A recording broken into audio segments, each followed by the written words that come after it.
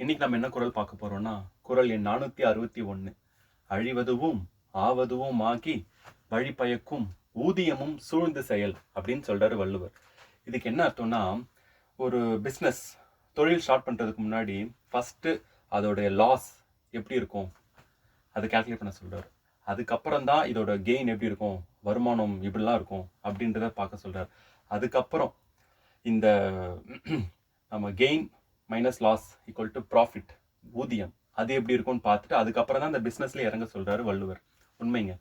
நம்ம நிறைய பேர் பார்க்குறோம், இந்த கேல்குலேஷன்லாம் எதுவுமே இல்லாமல் ஜஸ்ட் பியூர் பேஷனில் வந்து இதெல்லாம் இப்படிலாம் நம்ம சம்பாதிச்சிடலாம் அப்படின்னு பிஸ்னஸில் இறங்கிடுறாங்க, பெருத்த நஷ்டம் அடைகிறாங்க.